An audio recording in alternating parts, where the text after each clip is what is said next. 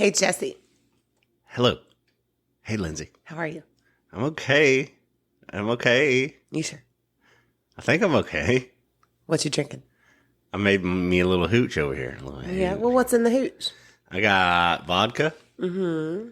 Where'd you get vodka? How we used it this morning? The Skull vodka. Yeah. Oh, okay. And then I took one of those, the Galaxy thing that we have. Oh, yeah. Celsius. The Galaxy Celsius. We love those. Energy drink. And If you're still drinking Red Bull, you're boring. Get on Celsius. I like it. Yes. It's good. It's good. What are you drinking? I have a black cherry White Claw. I've got a blackberry for a backup. So your black cherry and blackberry Bambalam? Mm-hmm. Bambalam!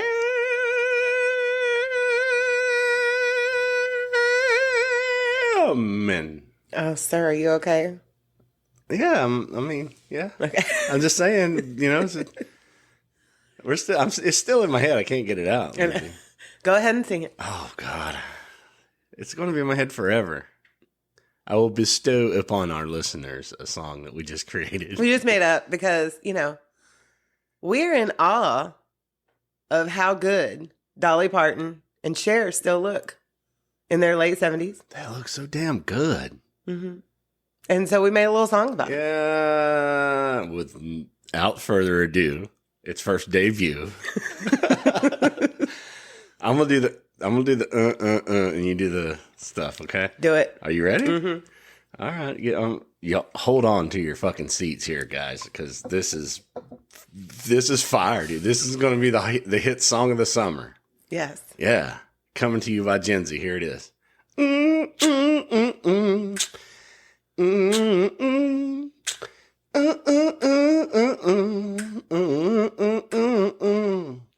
Cher and Dolly, they got it going on. Cher and Dolly, they got it going on.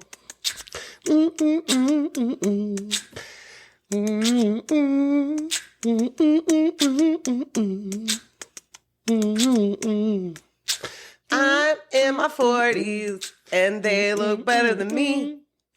They are in their 70s and they look better than me. 'Cause Cher and Dolly, they got it going on. Cher and Dolly, they got it going on. Yeah, now Dolly fucking Parton, she's looking so damn good. Dolly fucking Parton, never knew she could. Dolly fucking Parton, her place in Tennessee, looking so damn good to me. Gotta go today. I fucked it up. No, it was Dolly fucking Parton, looking so damn good.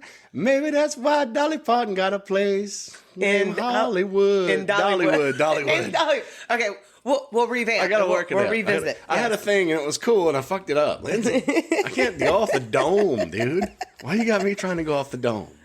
I didn't. We both just did. Oh, well, yeah. But you have better domage than me. Some days. Yeah. I mean, you've wrote songs way more than I have. I just came up with that. Oh. Well, I got the hook. Yes, you got the hook. You got the beat. Holler if you hear me. So, are you going to ask me what we're drinking about today? I thought we were just drinking about Dolly Parton. Fucking Cher. It's enough. Raise a glass. Yes. Raise a glass. We raise a glass. Welcome to burlesque. And I was singing that too. That was in my head. Sorry I couldn't, come off with something stellar on my parts. But earlier, before we did this in our sound checkage, it was fucking phenomenal. It was. I swear to God. You guys missed it. So it's like a Tenacious D kind of comment right here. This is not the greatest Dolly and Cher song. This is a tribute. It's a tribute. Yeah. Just a tribute. What are we drinking about, Lindsay? So we're going back. Everybody gather around. We're going to get in our time machine. We're going to go back to the 60s and across the pond to the UK. Is that the fucking reason why I'm dressed all hippie today? Oh, yeah. Well, I have my hippie pants on. You got on your hippie shirt. Yeah, we're doing a hippie shake. Yeah. I love it. Yeah. No, I kind of really like this whole garb here. Yeah. I need more garbage. We're comfortable and we look good. Yeah. Like, I could sleep in these pants and wear them with a cute pair of boots like I did earlier. And I'm not 50, but I'm over 40, and I can stretch and kick. And stretch. Yeah. I'm not 50. Yeah. You look beautiful today, though. Thank you. You look beautiful. We look bright. We're good-looking people today. Are we doing the old thing yet? Can we do the old thing now while it's still on my head? Go ahead. What made you feel old? That was coming up. That's not part of the structure, but I'll let you do it early. Okay. So usually we talk about being old lately, the last few episodes and stuff. Yeah, we're going to keep that rolling. Because it's something new every week. Well, usually it's an ailment, but this one's not an ailment. What is it? So what made me feel old is laying in bed and my grandchild there rubbing my back fat. Oh, it was so cute. And I was like, rub my back fat. And she's all laying there. She's just rubbing my back fat. And 30 minutes, like I took a nap. And 30 minutes later, like I woke back up and she's still rubbing my back fat. She was so sweet. She climbed in bed with us at like 5 a.m. and I was like, that was the most precious thing. Like I clouded up and everything. I'm over there in like this whole hucklebuck of like oldery. Mm-hmm. And I'm all like, oh, this is so cute. And you only get that if you're old and you got a grandchild. And it's just like doing something sweet. So that's what made me feel old today. Is it made you feel old in a good way on this one. Yeah. That's kind of cool, huh? Yep. Yeah. I know. It's like we had to get them all up and get them dressed. Like having 3 grandchildren sleep over for just one night is a lot. Yeah, I'm not doing any, unless we have like excursions and shit that we're out doing and they can run amok or whatever to the beach or parks or something, that's fine. But here, sitting at the house, no. No. I only want just Daddy, enough time. Give them a Yeah. bath, let them watch a movie and crash out. And then we make them breakfast. Yeah, the next morning. But today we had to go out and celebrate my mother, who is also in her 70s and got it going on. Yeah. Gloria. Okay, we're wasting time because we got a lot to go through today. What made you feel old, though? You didn't say your part. So I have this thing at work. Okay, so working in a restaurant, you got to say behind you or in front or coming around, corner, shit like that, right? Corner when we were sitting there. So if those words can't come out of my mouth quick enough and somebody's barreling towards me and I've got a tray full of shit, I'll say, don't run me over, but to the tune of whole song, Oh Make Me Over. Is it Don't Make Me Over? Oh Make Me Over. Oh Make Me Over. Oh. I'll say, don't run me over. Yes. And nobody understands. Yeah. Nobody understands my reference whatsoever. It's in my head. I'm the only place? No. I was being an asshole at your place today. I am sorry. Yeah, you were being a little jerky. I was like, you were hangry. Where's my I'm going to forgive you. Where's my stuff? Yeah, we went to my place of employment. Biscuits? Where's my cornbread? And you're all like, Jesse, she's doing the best she can. It's not her fault. And I'm like, I know it's not her fault, but why is there apples on my plate? Never asked for it. I was like, where's my baked potato? Yeah. I want my baked potato. So that happens a lot more often than you would think. I'll have the wrong side will be on there, and you're not really noticing it as you're setting up the food. Like, you have all the right shit, but you have extra shit. And then when you run it out, you're like, you know what? That's a bonus. Enjoy. Because we do just throw it right away. I gave full disclaimer, though. She came back later, and I was like, hey, it's all good. I'm not trying to project that onto her, but he was just hangry. I was making Lindsay feel uncomfortable. We did wait for like an hour to sit down and then like 45 minutes for food. So everybody was a little cranky. So, of course, after 2 hours, I noticed that my steak wasn't even cooked right. No, it wasn't. So there's part right on some of my assholeness. But we went through the same thing at a restaurant we ate at in Gainesville. Our steak was way overcooked. We had to get all the sauce to make that shit go down the hole. Go down the hatch. Give me like A1. Give me No, we were eating that sriracha mayo that they had, and it was so good. That was good. Yeah. Yeah, it could have been a tire in front of us. It wasn't a tire. Yeah. Yeah. If you ever get your steak cooked wrong at Bahama Breeze, ask for their sriracha mayo. It's good. That was very jerk of them. It was like jerk steak, like jerky. It was good though. But we hope you're having a happy Friday. Yes, Cue happy that intro. Friday. Happy Friday. Oh, this ain't it. It's this one. I'm going to hit this one. I'm going to hit the right button this time. There it is.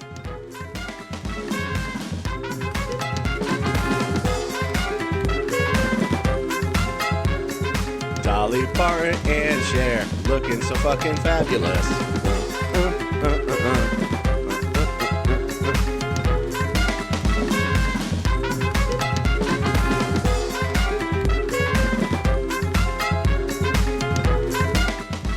You know, it's not like that they're catfishing in any way.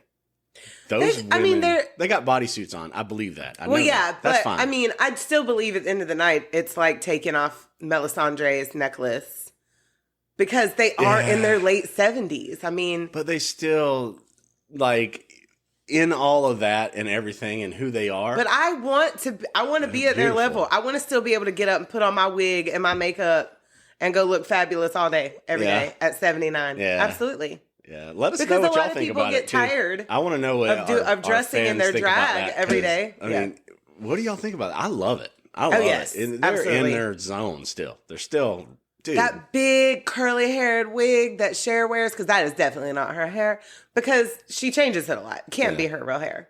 I'm not saying it's impossible, but it's just not her hair. They show the fuck up, though, either way. Oh, yes, exactly. That's what I'm saying. I want to have a whole wall of wigs. They need something bigger than an arena, bigger than a football stadium to fill up. They need, I don't know, Central Park. You know, I don't know what they need. Everybody's going to show up for either one of them. Yeah. Everybody. Like, all genres. They pull in unite. 2 million, you know. Them three, I think Elton John. Oh, God. And Elton Dolly has and officially Cher. Retired, though. No, they need to do a comeback tour with those three. I'm manifesting. Remember that morning that we watched it on Disney Plus? Put Willie Nelson in the bitch, too. Fuck yeah. He ain't done either. No. But, I mean, Elton John is officially retired. Remember when we watched his last show on Disney Plus and we cried through the whole fucking thing? Yeah. That was like in the morning. We were drinking Bloody Marys in bed, watching Elton John's last show at Dodger Stadium. Yeah, that's right. And yeah, he was fucking cute, dude. Look at him. He was done up and he's all doing his I just watched him performing with a chaperone the other day, singing the Pink Pony Club. He had on his pink cowboy hat. He was like, that was his first big show in well, he just Dodger made like an Stadium, appearance. and then his last show. Oh, yeah. Yeah, I remember watching that one. Yeah. So I don't know anything about this shit. Are we going overseas yet? All right. So first, if you are new here, this is episode, what are we on? 24? 23? No, last week was 20. We're on one of them episodes. We're on 24. Yeah.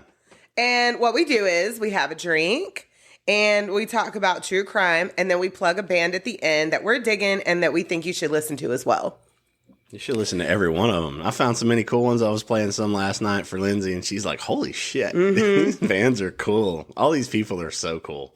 They're just awesome. I'm having fun doing And you know, Lori Vallow, we talked about Lori Vallow last week, episode 23. Go back and listen. Yeah. The Doomsday Bells. That was insane. Her trial is coming up, I think tomorrow, Monday. Monday? Monday is the 31st, right? Yeah. Yeah. Let me look at the calendar. Make sure I didn't add extra days onto March. I kind of want one of those TVs that if we do an episode, Monday is the 31st. Like a TV outside that I can like drink beer at and throw it at the TV when I disagree. like a disposable TV. You son of a bitch, you lied. You said something else. You lied. I mean, the thing about her is, I mean, I guess she's definitely lying, but it's like, and she's going to be representing herself. This is going to be a shit show. It's going to be a comedy fest. They better not interrupt. Like anybody that still watches regular cable TV, I hope they don't interrupt your shows for that bullshit. We've been on streaming for like a decade now, so we're way out of the cable world. So that'll come out this Monday, and then we're going to have to watch it together. Like I don't know if it's going to be aired. I just know that the trial, it needs to be aired. It should be. Yeah. Yeah, I think if OJ and Casey Anthony was aired, I don't know. Like I said, we're out of the loop. Awareness period is good. On live TV anymore. And learn from it. That's why we're talking about shit like this, to me. You know what I'm really enjoying, though, is how we have been watching 1923. We finished Yellowstone, which I thought the ending was perfect. And I can't say that about most shows. The way they end. I cannot say it's a perfect ending. And it was just beautiful. That was a perfect ending. You know what was really cool is like I could interpret some of the Native American stuff back to you. And I'm like, this is what they're saying. This is what this means. You know, the wash day, they call the wash day, the stuff, you know. And I'm all like, this is really cool to me. I mean, I even got a tattoo from Brings Plenty's nephew. Oh, yeah. And I'm listening to them. They're doing their thing. They got all the land back. They're going to have it like that forever. So it's really awesome. Well, that's what I like, because we're starting now at the beginning before they got Yellowstone Ranch. And it's like it came full circle. And what's crazy to me is, no, it wasn't taken by them from the Native Americans, but it was that land was taken. And then it was kind of like it was cursed, because they went through hell the whole time that they owned that land. Yeah. Pure hell. So what they put on everybody's into family. it, all they wanted back was exactly what they put into it to get it originally. And then giving it back, and then everybody was more happy. Manifest destiny, God's will to take all this land from all these people that wanted to keep it that way forever, you know? Right. So really cool ending. Really cool. And now we're watching the beginning and the middle. Yeah. Simultaneously, because 1923 is like in the middle of a season right now. So we're watching it. I like they need to have a different one later on. I think so. You know? Rip and Beth. Rip and Beth. Yes. Yes. Or even the 4 6's spinoff. I think that may be in the works. The Texas. That would where be Teeter good. went also, where good. Jimmy and Teeter went. Yeah. If y'all have no idea what we're talking about, watch Yellowstone 1923 and 1883. Good shows. Good. All right, so we need to get started, because this one is heavy. I just want to let y'all know this case will be a 3-parter. I tried to do it in 2. It's not possible. It's too massive. But today we are talking about Ian Brady and Myra Hindley, who will go on to be the most hated man and the most evil woman in UK's history. All right. So we are, and this will be, since last one was kind of a couples killer. You're doing more couples case, I'm going to do some more. I'm going to do this one and then 2 more following. I'm here for it. Yes. There's a lot out there. So we're just going to do a few, and then we'll go to something else, and we'll revisit some couple killers later on down the road. So we're going to start with the background of Ian Brady. Ian Brady was born Ian Duncan Stewart on January 2nd, 1938, in the Gorbius part of Glasgow, Scotland. His mother was Margaret Stewart, but she went by Peggy. Not sure why. And Ian's father is not really known, but Peggy said that he was a reporter for the local newspaper who passed away 3 months before Ian was born. Peggy didn't make a lot of money, and she was afraid of not being able to support her son. But she was a little tea room waitress. I don't know. That sounds so cute. Doesn't it? To me. Like, did they do tips waitress. and stuff over there at that time? Or I'm not sure. I don't think, because a lot of Europeans don't do tips. Well, I know, like, my friend that lived over here for a while with her husband from Germany, she said that it's not tip culture like it is here. So a tip over there is a bonus. You still get paid a livable wage, but a tip over there is a bonus. So that means they're tipping you because you actually have but at that excellent time, service, I bet and it not wasn't because much more than room and board like type setup. Probably not. Yeah. Yeah. But it's only one child. I don't know. I don't know how the living was. I should have did a little background on that. So Peggy put an ad in the paper for someone to basically adopt Ian for £1 a week. She still wanted to be a part of his life, but the family that would take him in would be the main caretaker. A couple named Mary and John Sloan responded to the ad and took Ian into their family. And his mother would still see him almost every night and on weekends. It's reported that when he was 9, his family, they all got together and visited the Loch Lomond. I think that's how you say it. Which was his first time being in wide open spaces. And he just fell in love with it. So, mom's still there. She's in the picture. And it's reported also that she would actually stay with the family when she would have a couple days off. So she didn't. It was basically she just went to work and was away from Ian during that time. She probably had to work long hours. And then when she would have time off, she would be with his family. Ireland's so beautiful, too. Yeah. Well, this is Scotland. Oh, Scotland. Scotland's so This is Glasgow. Yeah. Glasgow, Scotland. Yeah. I was thinking Ireland the whole time because we have land in Ireland. We've got what? A square inch? 2 foot by 2 foot. We're lords and ladies. Okay? Lady Stanbaugh. Lady and Lord Stanbaugh. Okay. When he was still a young boy, His mother met a man named Patrick Brady. They married, and Ian does take on his last name.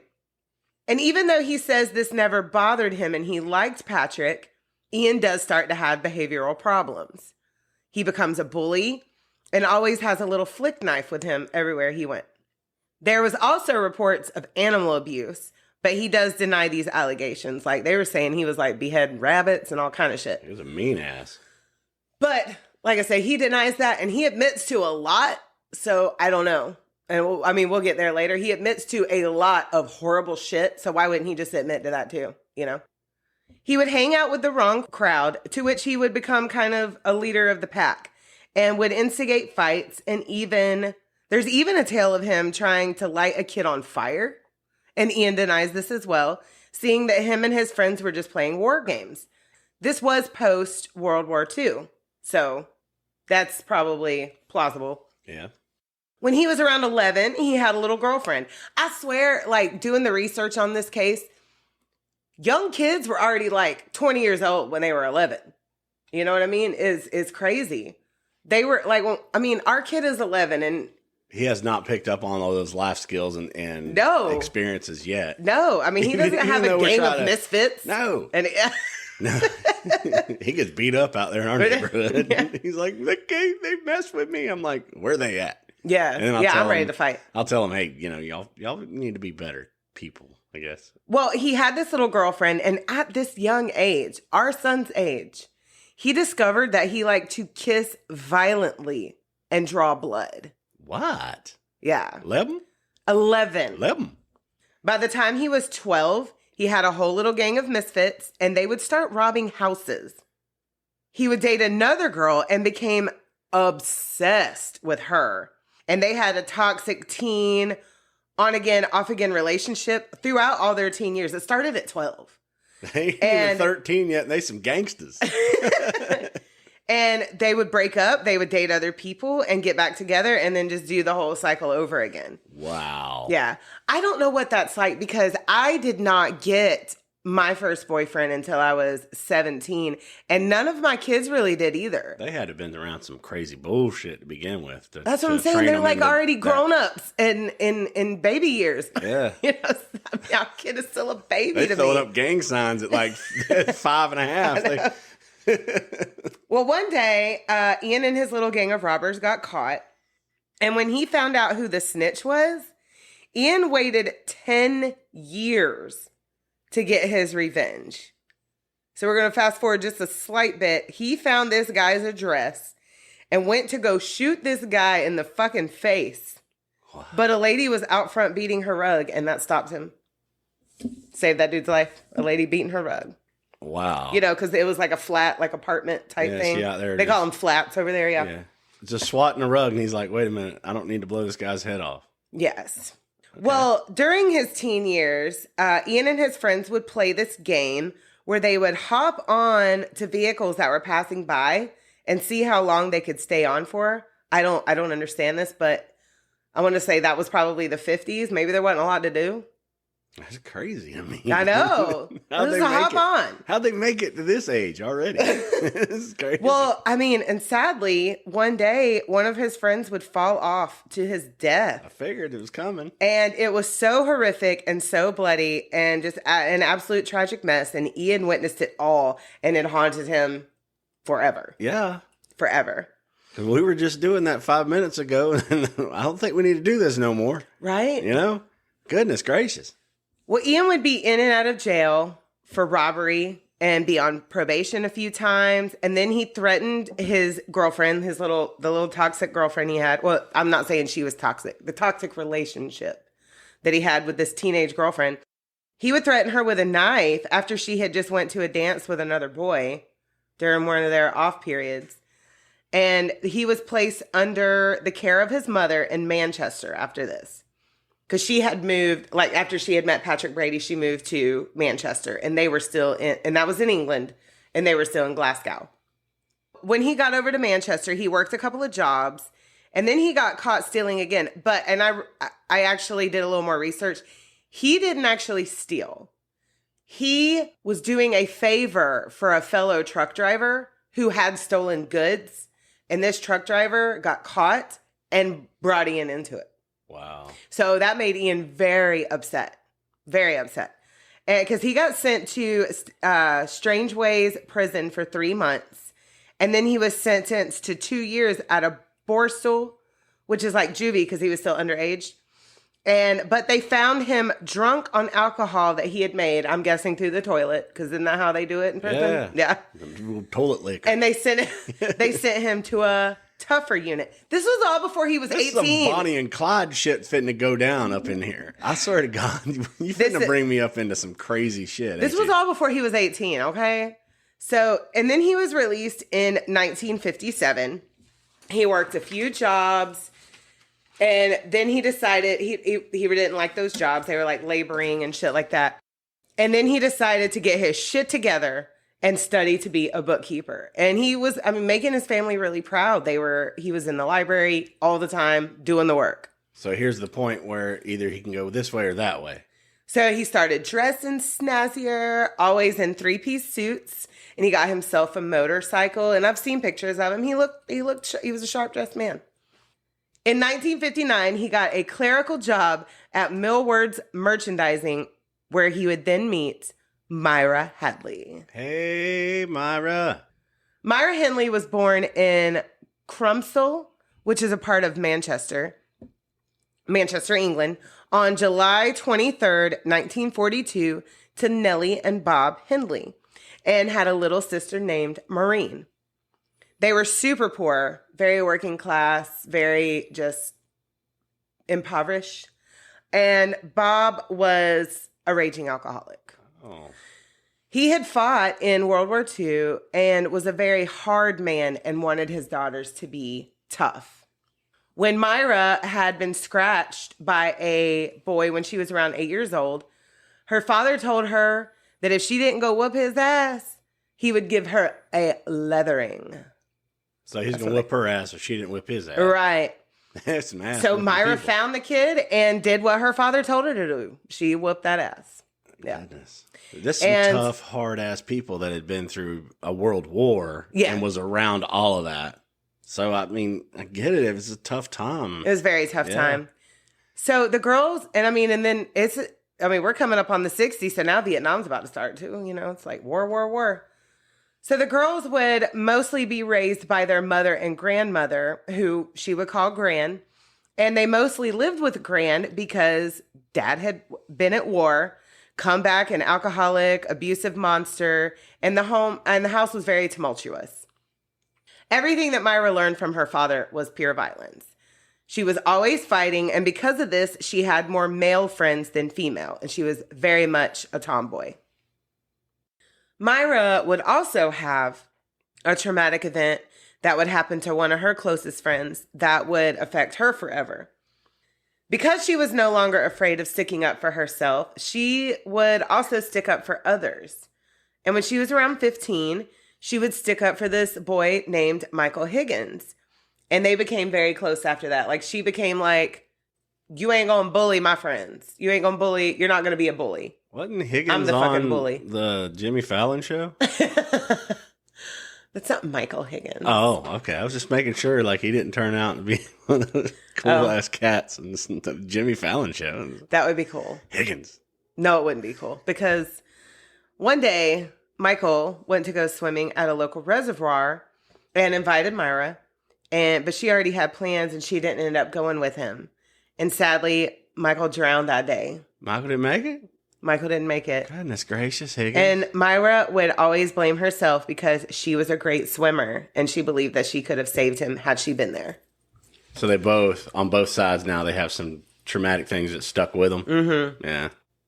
I wouldn't say that Ian's childhood was shit because he had a family and a mother that both took care of him. Right. And at this point, he's built up to Myra, on the other hand, keep going, and he can be, he can excel, And Myra, on the other hand, she's got a little shittier end of the stick when it comes to the family. But her gran was really good to her. But they both some gangsters. They gonna be. So after this, Myra would also leave school at 15. I guess that was the thing back then, to start her life. And she learned how to type. so she can become a secretary and wants to do the whole 50s, 60s thing, you know, get married, have kids. Yeah. Do that thing. But after Michael's death, she also became quite the devoted Catholic and took it very seriously, even committing herself to abstinence until marriage. She would work as a secretary temp for a car dealership, and they paid out paychecks in cash. Well, when she got her first paycheck, she left and then came back a little while later crying and said she had lost the envelope that her cash was in. Her coworkers felt bad for her, and they pulled together her money to give her another paycheck. Goodness. And then 2 weeks later, she does the same thing. Oh.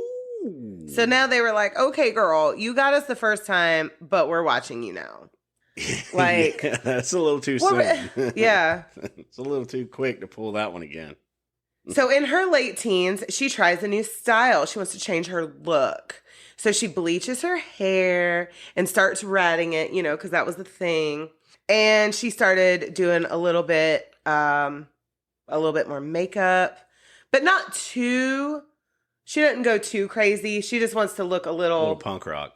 No, not that at all. She was like modest, but wanted to get attention all at the same time. Okay. Yeah. All right. So she was just getting into that late 50s, early 60s vibe, that look.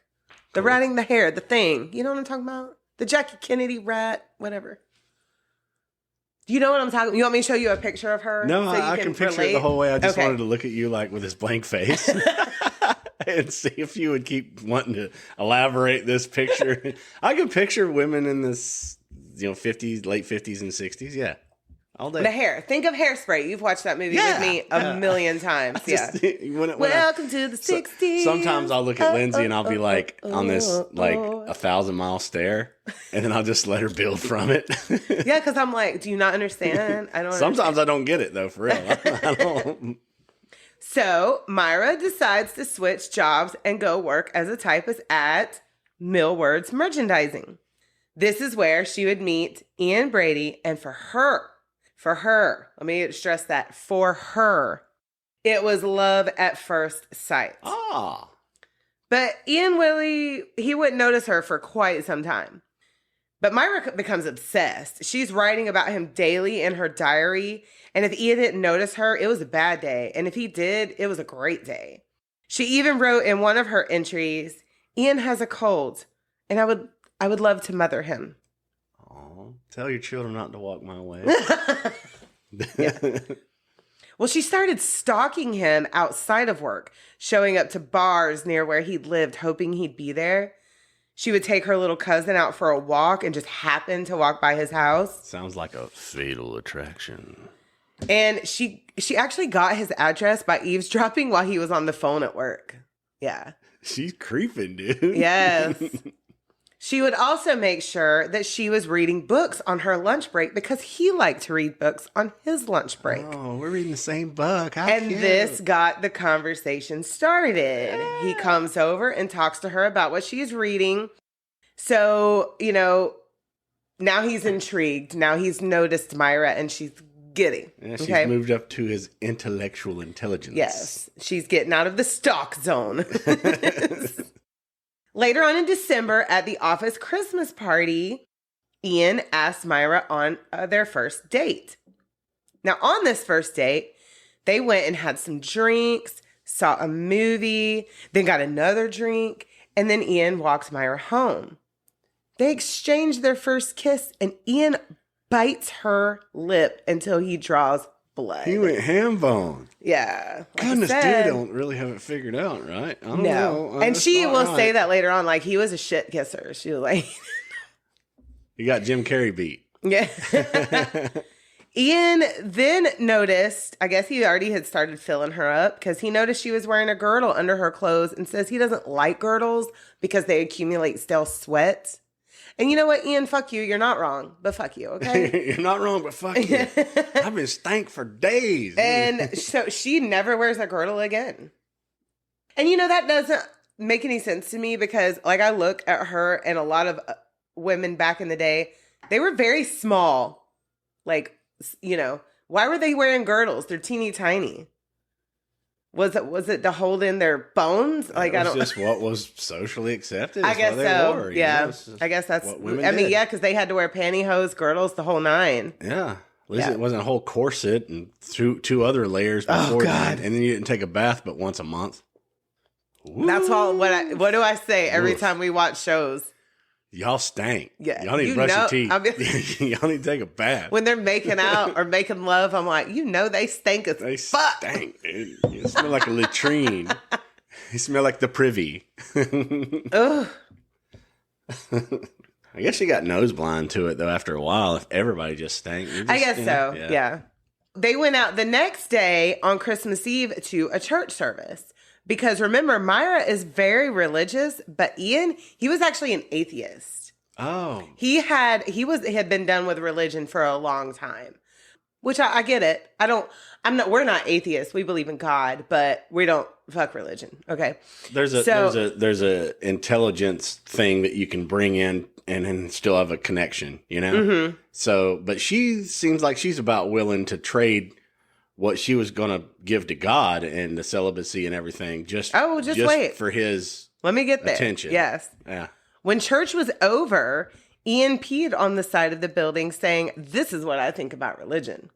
And I guess this didn't bother Myra at all because they went back to Myra's and she lost her virginity. I was 2 seconds early on that. That's great. Yeah. I already knew it. I ain't even reading this. I know it. So Ian would start coming by from time to time unannounced, and Myra was so obsessed that she stopped making plans with other friends just in the hopes that he would be by. Like, she would just sit on the porch and wait for Ian night after night. Very unhealthy. It gets so much more unhealthy. I mean, Ian wasn't really hooked yet, but Myra, she was over the moon. They did grow closer and closer and started hanging out by the Saddleworth Moor. So it's just like a beautiful landscape, open place. Mm-hmm. So it's beautiful. Look it up. If you guys don't know what the moor looks like, look them up while I'm telling the story because it'll paint more of a picture of what is yet to come. More and more of the moors. Yes. So like the moment that me and you showed up in Albuquerque, New Mexico, we drove off into that big open spot and I just wanted to run and I started taking off my shirt and I felt like I just wanted to be naked. It was very cool. It was just that majestic to be in just God's country, I guess, right? Well, Ian starts to feel more and more comfortable with Myra and felt he could share some of his darker thoughts with her. In no time, he had her turning her back on religion and pretty much going along with any ideas that he had and whatever he would say or whatever he wanted to do, Myra was about it, okay? And completely infatuated. This was just because she was obsessed with him and in love with him and infatuated. She was fully enveloped on him. She threw away all of her right there. Right, she threw away everything that she had set up for herself. And then she was like, nope, I'm going to do whatever he did. This ain't healthy. Ian had also been obsessed with Nazi and Hitler ideals. And he had Myra start reading books on that as well. Like, he would recommend her books to read and shit. They had nicknames for each other. And Ian would be Nettie from a TV show that they like to watch. And Myra was Kiddo. Also, Ian and Myra were both bisexual, and they declared their relationship to be open. And I think this was more on Ian's side because Myra loved him, and I think she just allowed it. She'd do anything for it. To be in his life, right. All he had to do was mention it, and she's on it. Not healthy. So they would develop a very Bonnie and Clyde type relationship. Are you kidding me right now? Us against the world. They thought they were better than everyone and hated everyone but themselves. My head is so big. I keep calling this one. Myra would change her look again into what Ian liked, which was a little more provocative, short skirts and wearing heels. And it said that he wanted her to dress like Irma Gray's, who was an evil female guard of a concentration camp in Nazi Germany. Like, I watched a whole thing about her just to understand who she was And this is what Ian wanted Myra to be like. Nasty. Yeah. And her, like, this woman's nickname was the Beautiful Beast or the Hyena of Auschwitz. And Myra would cart her photo around for inspiration. Yeah. Like I said, now we're getting a little more obsessive. We're getting a little more weird. Putting all the nasty stuff tied in with No one matters but us type relationship. The morals are out the window. Right. One day, Ian tells Myra that everyone has at least one enemy that they would like to see dead. And if they say that they don't, they're lying. So he asks Myra, who is your enemy that you want to see dead? And Myra says, Ronnie Sinclair. This guy she had dated before she met Ian, and he was a little too boring for her. He didn't do anything wrong to her. He was just not what she wanted in a future husband. Like, they had got engaged and everything. So he's on hate's side. He's looking for something. Right. And now Myra's like, I want to see this guy that I previously dated and was engaged to that didn't do anything wrong to me. I want to see him dead. You got hate in your heart, let it out. Yeah. She had broke it off with Ronnie because of her obsession with Ian, and just hopes that she would get Ian's attention, because they had been dating before she started working at Millward's, and she fell in love with Ian immediately. And Ian didn't notice her. He didn't start talking to her about these books and shit she was reading for him to notice her for a year. And she had broke it off with Ronnie just in the hopes of something to happen with Ian. Wow. Yeah. So unhealthy. And now she's saying she wants him dead. Yeah. Because of the regret, you know? She's like, this is starting to be something that I'm completely against, but I'm all in because of him, you know? Right. Ian asked for details on how she would kill this man, and Ian says that her response shocked him. She said she wanted Ronnie humiliated and terrified as she watched him die. He's ready. That's why he's bringing this shit up. Oh, yeah. This is horrible. So they planned this out, and the Saddleworth Moor would be the perfect place to get rid of the body. So Ian starts following this guy around, and they plotted this murder out to the T. But fortunately for Ronnie, it didn't happen. But now the discussion of murdering together was on the table.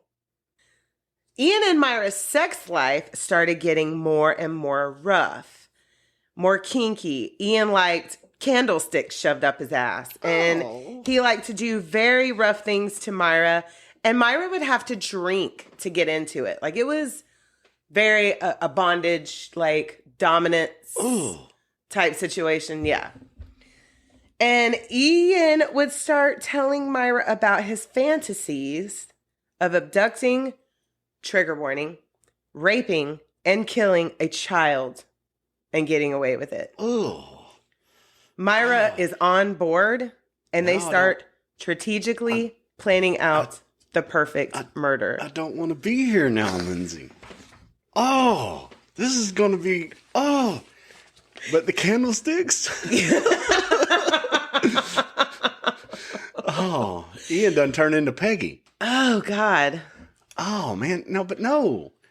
Don't say that. His mother's name was Peggy. I know. Oh. Well, but no. Man, no. Yes. Not cool, dude. Mm-hmm. Oh, fuck. Dude, this is going to be rough. Now I already know. It's going to be bad. Oh, this whole case is going to break you. Ian even had Myra read a fictional book about two killers who do kill a child. This book is called Compulsion by Maya Levin, and Ian told her to use it as a manual. They borrowed a black van from a neighbor and drove around Manchester taking photos of different kids. Ian had taken up photography, and that was like his little side gig. He was doing that all the time. So he even took pictures. He's just a fucking shot out Nazi ass psycho candle holder. That's what he is. Yes. And the only thing, okay, so you always want to know what makes a person like this. And all I can think of was maybe his time in prison. Because I think that is what... Oh, he might have, yeah. I think that might have made him turn his back on God, because he literally did he got in trouble on his own, but he spent a lot of time for something he didn't do. Because remember, I told you that one truck driver was stealing and he got blamed for it. So I don't know. I don't know where this comes. And it's also said that when he found out that he was a bastard, he like lost his mind. But he'll damn sure turn his back on a candlestick too. Come on. I mean, whatever. We're not kink shaming here. But I'm not kink shaming, but he's just a mess, dude. Yes. It's fitting to fuck up the world, isn't he? So they would follow kids around and take notes on them. Ian, I hate to say this, but Ian is very smart, intelligent. He's, but I want to say it's a type A personality where he wants to, everything's got to be rigid, planned out, every detail has got to be covered, okay, for him to do something to this nature. So the plan was for Myra to lure a child into the van, and then Ian would follow closely behind. Then they would take the child to the moor, murder them, and bury them there. They got luggage and rented a locker at a train station to hide any evidence or any type of, like, Ian didn't want trophies to be kept, but if they did, they were going to hide them in this locker at the train station. And an alibi, too. They have their shit there. And they would take an extra pair of clothes to change into so they could burn the ones that they were wearing. They would make sure the child was not someone that they knew, and it could never be a child from Glasgow because that was Ian's homeland, and he would never hurt a fellow Scotsman. That was literally from his mouth. Yeah. My stomach is upset. Oh, it should be. So Ian would wear surgical gloves underneath his riding gloves so no one would be suspicious of them. They would get false plates for the vehicles, and Myra would practice going completely limp so that Ian would get used to carrying dead weight. Yeah, they planned and practiced. So an alibi also must be established, and that would be able to be remembered for up to 14 days. Then they would start the hunt. The plan was that Ian would ride behind Myra, and if he spotted someone, he would flash his lights for her to stop. So everything is in place. And on July 12th, 1963, Ian and Myra go to work, they come home, and they plan on going out hunting that night. Ian puts a band on his wrist and conceals a knife under his sleeve and another knife in a, is it sleeve or sleeve? Sheath. Sheath. Okay, sorry.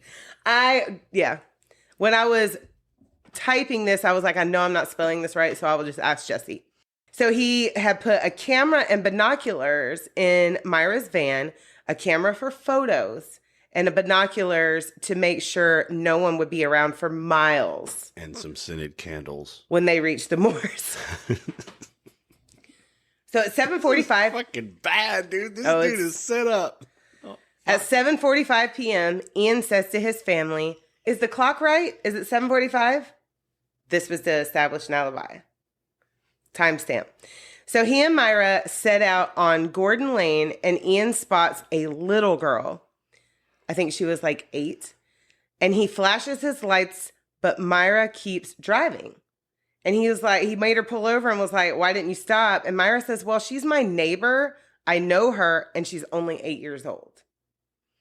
But so he was all right with that shit. Oh, yeah. He was ready. Like, it didn't fucking matter to him. What Myra told him was that a young kid would make more of a spectacle.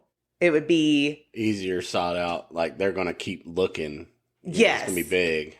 But still, Lindsay, are you fixing to flip me this shit right here? Oh, yeah. I don't want We're getting there. Give me a second. What do you think we do here? But I don't want it. So they take off and hunt some more. They go down another street, and Myra parks the van just to see if anybody would walk by. Soon enough, a 16-year-old named Pauline Reed would be walking by on her way to a dance at the Railway Workers Social Club. This was only a 10-minute walk from her house. Paula's mom actually had not wanted her to go because her friends weren't able to go, and there was alcohol being served at this social. But she did end up talking her mom into it because other people she knew were going to be there. And on the way, she saw the friend whose mom had said no, and her name was Pat Cummings. And she was going to surprise her because her mom had actually said yes. And she was going to go like a different way. and then come around while Paula was walking and surprise her. And Paula never showed up. I keep saying Paula. It's Pauline. She hit the back streets and then got done up. Well, Pat thought that maybe Pauline just chickened out because she was actually not a very extroverted person. So her going to this dance by herself was actually a big deal. So Pat was just like, okay, maybe she chickened out and just went back home. But what actually happened was Myra offered Pauline a ride and said, before I take you to the dance, can you help me find my glove at the moor? It's very, very important to me. And Myra had already broken one rule. She actually knew Pauline. Pauline was friends with her little sister, Maureen, and Myra knew Pauline's mother. And Ian did not know this. So Pauline goes with Myra to the moor, and Ian is close behind. Ian's account of the events to follow were that he got to the moor, and Pauline and Myra were having a smoke in the van. They start looking for the glove that didn't exist and led Pauline right where they planned to take her life. Ian did this eye signal to Myra that they called the Groucho, and it was like a little eye raise. Yeah, it was a TV show back in the day, too. Oh, was Yeah, it? he smoked a big cigar, and he had the big one eyebrow. And it was like going up and okay. down. Yeah. That makes a lot of sense now, because I'm thinking of Oscar the Grouch, because he had the brows, too. That's the same kind of premise. But this was before. The big eyebrow. Yeah, this was way before Oscar. Still, yeah. He did the eye signal, grabbed Pauline from behind, and put her in a Japanese stranglehold. I guess this is where they use your own arms to make you pass out. Yeah, we used to play that game as a kid. Oh, that's right. I've done it. Yeah, that's right. Put your arms in a cross, and then they would squeeze you real hard, and you would pass out. Yep, I've done it. If you kept on it. Squeezing, you wouldn't wake back up. Right. Yeah. So she fell to the ground, and then when she, came to, she was told not to make a noise. And Pauline looked up at Myra and begged for her help. And Myra looked down at her, smiled, and said, "Be quiet." Pauline said to Myra, "Tell him I'm unwell," meaning she was on her period. And she was saying this as hoping it would not let him get her raped. Right. Yes. Yeah. God, Lindsay. And as Ian holds her down, Myra undresses her and they raped her together.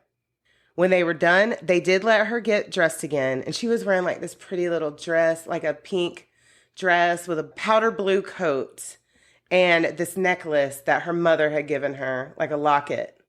She was done up for a dance. It was her first little dance she was going to. She was going to put the necklace back on, and Myra tried to take it for herself, saying, "You won't be needing this where you're going." Well, at this time, Ian reached out and slapped the shit out of Myra. He didn't want Pauline to know what was coming, and he did not want to keep any of the evidence. So there was a long, awkward silence after this. Imagine being Pauline. You just get raped. Now the dude is slapping the shit out the girl. It's, chaos.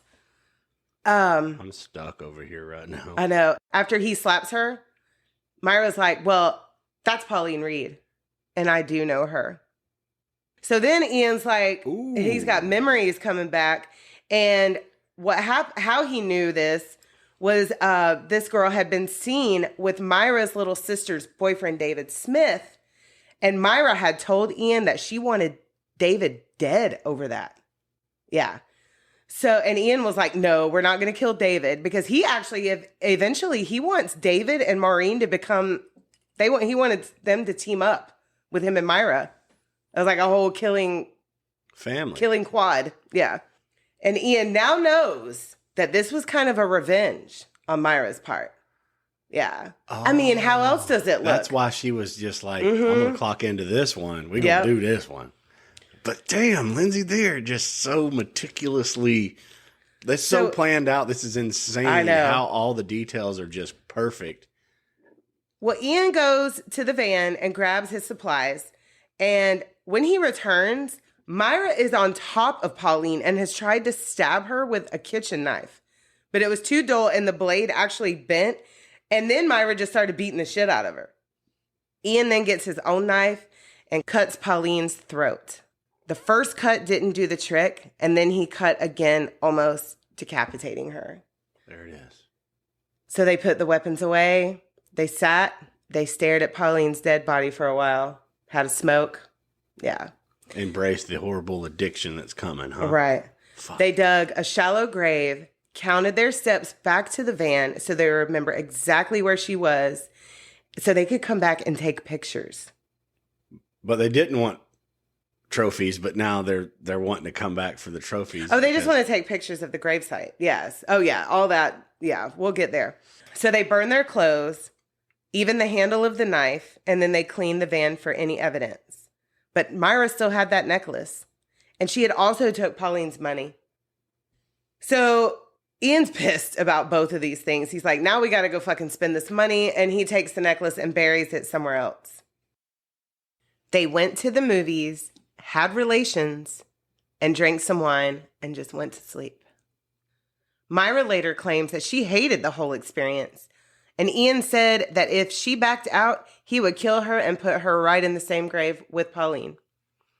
Ian says this is not true. And Myra says that she sat in the car the whole time until Ian needed help moving the body. She damn sure kept that necklace. Myra tries to take herself out of every situation. And you'll see that more and more because I'm going to give what Ian says about the story and then what Myra says about the story with now each killing. Now is your out then. Right now is your out. Right now is your out, bitch. Right now is your out. Yeah. The holy shit, I'm running to him, telling all of it. And then I sat in the car at that time. That was your out now. Yeah. If you go to the police, take them exactly where the fucking body is, and they can't deny that, and they lock Ian up, how's he going to hurt you? Right. You know? One credible witness. Right. But no, she enjoyed this shit. Well, yeah. Yeah. Yeah. I mean, she had wanted to kill her ex who had done nothing to her. Done nothing, not a damn thing to her. Period. I mean, it's on record. That guy hadn't done anything to her. Now, panic of Pauline's disappearance is spread fast. Door-to-door searches were happening. And I mean, there was rumors of her running away, which you'll notice with more and more cases that we do where somebody disappears. That's always the thing that the police want to say at first before they actually go and do the work. Yeah, but this woman, she wasn't even extroverted. She just wanted to stay. She just wanted to go to the dance. This was a big reach out for her to go dancing. Mm-hmm. Yeah. And I mean, canals were drained. Everything. Like they did the work. When I said that though, it clicked in my head. I just wanted to say, I want to dance with somebody. Oh God. But no one suspected Ian and Myra, and no one looked in the moor. I want to feel the heat with somebody. It's reported that Myra had even went to comfort Joan, who is Pauline's mother. With somebody who loves me. Now, Joan, she would search for Pauline relentlessly. She even became an Avon representative, hoping that she would find Pauline that way, going door to door. She was going door to door and plugging that too. And she ended up spending some time in a mental hospital for having a breakdown. And that was huge in the 60s, you know? Avon. But I'm just saying, like, right now I'm focusing on Joan, her mother. Your child is gone. Yeah, you have no idea where she is. And then using that to beat the streets, you know, she's going door to door and she's just plugging, hey, have you seen her too? Have you, you know, God, that is really rough. This is rough. So Ian, he actually got some blood on his coat collar and he went and had it dry cleaned and he didn't put it under his name. He used the name Kennedy because who was president during that time. Oh. Yeah. So as a post-killing gift, Ian gave Myra a record of the theme song from a movie called The Legion's Last Patrol. They would hum this song to each other to remember their first perfect murder. Wow. They would just look at each other and just be like inside. Start humming. Yes. This song, like at work. Yeah. Wherever they went, around family. Yeah. They were gross. During the cooling off period, Ian actually starts hanging out at gay bars, and he would hook up with men frequently. Then Myra started dating and sleeping with a police officer named Norman Sutton, who was married. Yeah. They rough. Because like I said, they had an open relationship, but it was more on Ian's side. So Ian's over here, he's hooking up with dudes. And now Myra's like, well, motherfucker, I'm going to hook up with a police officer and I could spill all the beans. I got you back. Yeah. Well, he was threatening her, but now she's got. Well, that's according to Myra. But they both have the upper hand. Like it's the playing field is level. Yeah. Anytime you get in a relationship and you kill somebody together, it's toxic. Yeah. I mean, there's going to be some bullshit. I would never. I couldn't imagine. I mean, I don't even understand. Like the conception of this whole thing would have been over with within after the first kiss when. Like he bit her, you bite me like what the no. That comes later on. I'm not. You're like, you want a little nib, you want a little bite. You want to go get a candlestick? So Ian got pissed off. Obviously, he told Norman that he needed to back off, and Myra does end up ending things with Norman. And it said this whole relationship with Norman was a manipulation tactic because she felt that Ian was slipping away from her, and this got his attention. And I believe that 100%. Sorry what you go on to say, Myra. I don't want to reveal too much. So Ian now wants Myra to get some guns because he's got a record and he couldn't do so. So she got a .45 revolver and a Smith & Wesson rifle. And they would take these to the moor and do target practice. And often, according to Myra, Ian would start getting abusive and would often scare her with these guns and said that he would point them at her and threaten her and shit. And then one day she pointed one at him and was like, how does it feel, motherfucker? But I don't know. Because I think, honestly, I know the end.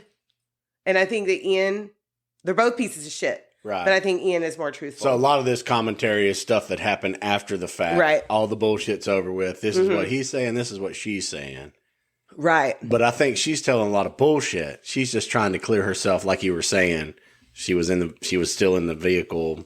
She didn't have anything to do with it. But the necklace was kept. Hey. And well, in part 2, I will talk about something that really just she can't deny her part in it anymore, but we'll get there. So yeah.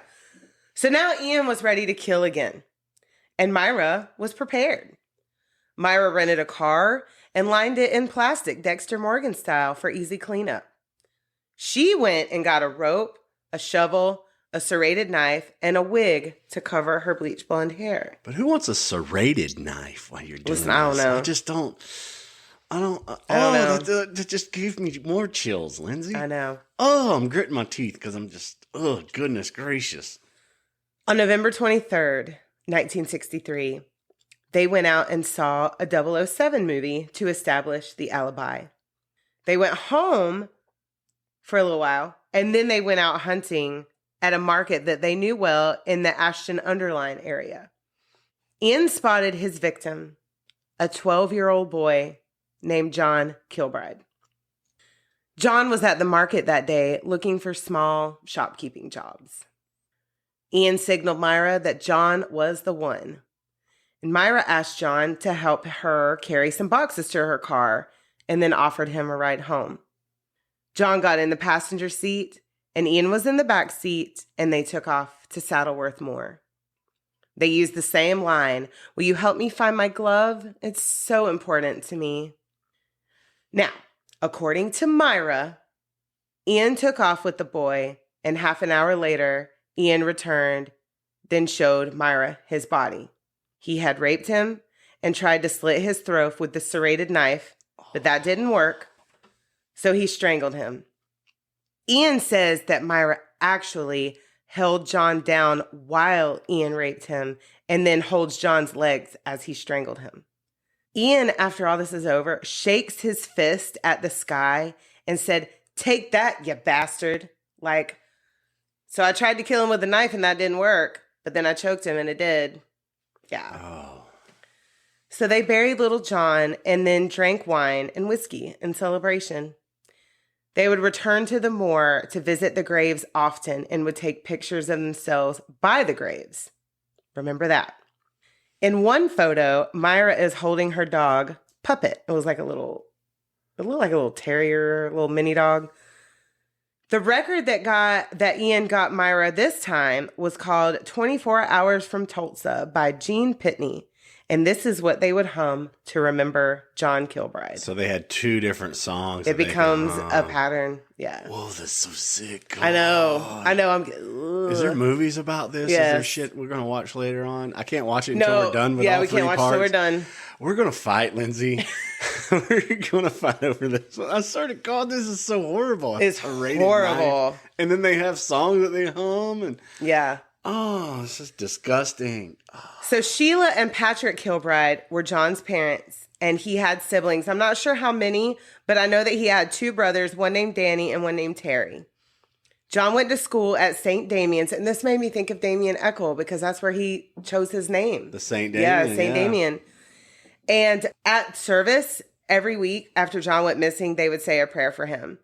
John had played football, which is soccer over there. Yeah. And he loved movies, and he was an amazing kid. Like I said, he had been at the market that day with other friends, also named John. There was like 3 of them.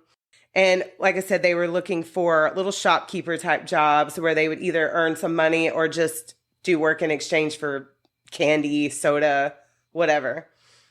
When John went missing, he was wearing a white shirt, black shoes, gray pants, his father's vest, and a jacket with little football-shaped buttons. He was done up to be a little entrepreneur, wasn't he? Just trying to Wait make till it. you see the picture of this little boy. Oh, God. Little cuteness. They're trying to do his thing. He looks like he could have been a cast. So fucking bad that all the He looked like he could have been on the cast of Little Rascals, like 100%. taken out by a Nazi fucking candlestick holder. When John didn't arrive, of course, the family panicked, and Danny, little Danny, his little brother, went door to door asking if anyone had seen John. Around 9:30, they called the police, and a massive search started. They got over 700 statements from people, 700, in the market area that day, and the story was all over the newspapers. John's mother continued to make dinner for him and set his spot at the table for him Lindsay. every single night in hopes that he would show up. Stop, Lindsay. You fucking puddling me? Dude, I'm so puddled right now. Terry later says that his mother used to always sing while she would cook or clean, and after John disappeared, it just stopped. Yeah. I'm so puddled. Well, so now, the Moor had started to become a place, or the Moors. I'm so sorry, y'all. I'm so sorry to my UK listeners. If I'm getting that wrong, send me an email and I'll correct it for part 2 and 3. The Moor started to become a place of interest to look, and over 2,000 volunteers came to help search, and a £100 reward was offered for any information. They brought in a psychic, and the psychic's vision, like, pretty much described the Moor, like, yeah, to a T. That's where John was. Ian and Myra would sit on a street near John's home and would just sit and watch and imagine the turmoil that this family was going through with delight. Can you imagine your child going missing and later finding out that his killers were just watching your home, having a smoke, having a drink, free, laughing, planning the next smiling, planning the next one. Yeah, going to the candle shop. And on New Year's Eve, Ian and Myra went to the Moor and raised a toast and said, "To John." And that's where we're going to leave off. Lindsay. For this week. Lindsay. I know. Are you broken? I'm fucking puddled. I really am. I really am. You got more of this shit. They ain't even started yet. Yeah, there are only 2. We're only 2 in, and there's 5. This is tough. And I got to do this more? Yeah. At the Moors? Mm-hmm. Lindsay. Man. Okay. All right. I'm completely broken right now. I am completely puddled right now. I know. Just not ready for it. Just not ready for the next 2 parts that you're going to do with this. This one's rough. Well, thank you guys so much for listening to the Nazi candlestick holder. We have 2 more parts of this. What I'm going to try to do is so this part will come out And then on a Friday, then I'm going to try to have part 2 ready for Wednesday. And then part 3 will be that same week on Friday. Yeah. We'll get it worked in. Yes. So I can play music now, right? Yes. What band are you going to plug today? Yosemite in Black. Awesome. I love them so much. Tell us about your first experience with Yosemite in Black. Tell me. Well, we were at Archetype, right? Archetype. Yeah. I was trying to think of the name. In Jacksonville. Yes. Very cool building. Very it's like blackout, but with glow in the dark paintings everywhere. And cool they keep little back everything porch with the black area. lights. But the paintings are all horror film slashers, Freddy Krueger stuff. Mm-hmm. Love the artwork and the facade. Remember with the mushroomy, trippy stuff on the outside and had a curvy looking building. The last time I went there, I believe you weren't with me, and me and Silas, we were in Jacksonville doing some stuff, and I was like, Silas, let's go to this show. It's all ages, and we'll check out these bands. And they were heavy as fuck. Really big, heavy, and this place was packed. More than I've ever seen it. Mm-hmm. And we played there. Yeah, we had played there with Motogrator and cool bands like that and all. But it was so super packed. And it was packed when we went. We had left your show. Yeah, it was. From Eclipse. Yeah. We trekked over to Archetype so we could see Actus Reus because Nadira was going to sing with them. Yeah, our singer and Yosemite in Black was playing before them. So we got there in time for that. And we were rocking the fuck out. Mm-hmm. And what is their bass player's name? Because he's awesome. He is one of the coolest little persons I've ever seen in my life. So we're rocking out with this guy, and I'm like, dude, this dude's awesome. He's rocking out so hard. And then he gets on stage. And then he gets on stage and plays bass, and he's fucking killing it. Yosemite in Black. And the singer's native with his 2 braids. Mm-hmm. And I'm like, I know this guy from Powwow somewhere. Yep. And I was just like, dude, I love this band. I love this band. Absolutely. It's right up my alley. I love both them and Actus Reus, of which we have also featured on this pod. Yeah. I can't remember which episode, but they're there. Check them out too. Yes. So if you do like Yosemite in Black after we play it, check out Actus Reus. And all these bands on the tour, they're on tour right now. They're traveling around the United States. They started in March in Atlanta, and it started March 6th. So where they're at now, oh my god. So they're touring. Goodness, yeah, they're touring everywhere. That's amazing. Yeah, I love it. They're all over the place. It was 20 shows. So, and I think it's coming up to the end of the tour anyhow, but still, they did 20 shows. It's big. These guys should be big. Mm-hmm. They're phenomenal. These are bands that are putting in the work, y'all. Listen to them, follow them, especially if it's your genre that you like to listen to. If it's not, give them a chance anyway. And I have a lot of cooler stuff. I have country music coming. I got rap. I got trap music. I got trap. Metal. Well, I'm just saying, I was, born. We were both born in the 80s, raised in the 90s. I was raised in a conservative Christian home, and I would have never. If you had told me when I was 11 years old that I would get into grunge, that would lead into nu metal, that would lead into deathcore, I wouldn't have believed you. But give everything a shot.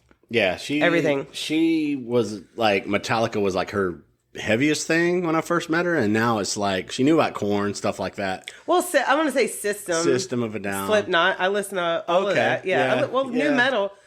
Metallica was you were fluent in Metallica. I'm just saying. Right, because my boys took a liking to them, so we listened to them a lot. Especially, the S&M album. Yeah, the San Francisco Orchestra, the orchestra with Metallica. That was so beautiful. Yeah, I mean.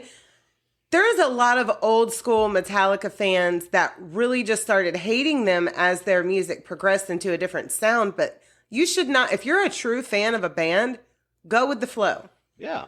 Even if you're not a fan, don't hate them because you don't like their new sound. We're not really digging Beartooth's newer sound. No, but we don't hate them. I don't hate it, but because we've they're seen still them amazing. in their prime. We watched them build. And I understand his struggles and the things they have 3 albums that I love, and I can re-listen to them all the time. Yeah. Yeah.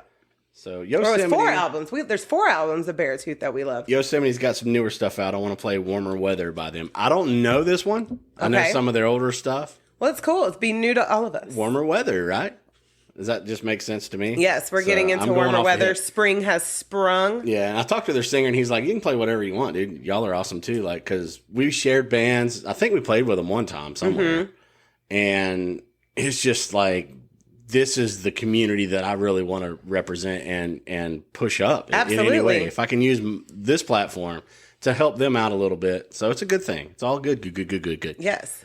And at the end of this whole segment, spread the love. When we do our third episode of this clusterfuck of fuckery that we're doing here, I have a band that's from, I think, Russia. Yeah, I see that in your notes. Yeah, so that's cool. So I'm reaching out. We're going overseas for us, too. So it's really cool. And I'm finding bands, Australia, all over the place. I'm enjoying this. It's so exciting. I'm enjoying this. You know, and our second biggest city is in L.A. So I got like 5 more L.A. bands coming. So I'm going to support L.A. That's our second biggest following. L.A. I love you, L.A. Yes. So drinkaboutSomething.site. Check us out. Follow us. We're on YouTube. We're on everything. I heard the tacos are the best. In L.A. Tell us about the tacos in L.A. I want some Trejo tacos. Oh, yeah. So bad. We love you, Danny. We seen him last, and we're going to Spookala, which is a horror con, next weekend. So... And Danny was there last year, and we seen him. We watched his panel. It was just really, really cool. But anyhow, back to Yosemite and Black. So check these guys out. Support them, man. And this song is called Warmer Weather, Warmer Weather by Yosemite and Black. And I'm excited. So. Me too.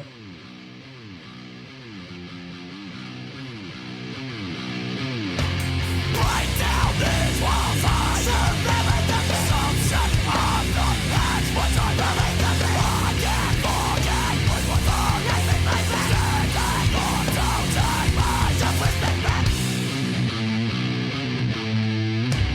Taking back back with all I knew and I like you. Just like my mind, losing a time. So I can answer my insects and I am so full. Nothing more. Starts out. Well, right through. I don't get it. I've been lost so long. It's alright. Break down these walls. I surviving the sunset on the past. What I really to me. I can't forget what was wrong. I think my best. I want to take myself with me. I need to show any love for my stuff and actions. I'm done being cool. It's underground. Make myself my own. It's underground. Make my mind my home. I said it's underground. I'm done being cool. Sunset on the past. What I really to be. I can't forget what was wrong. I think my best. And on to find the powers that burn.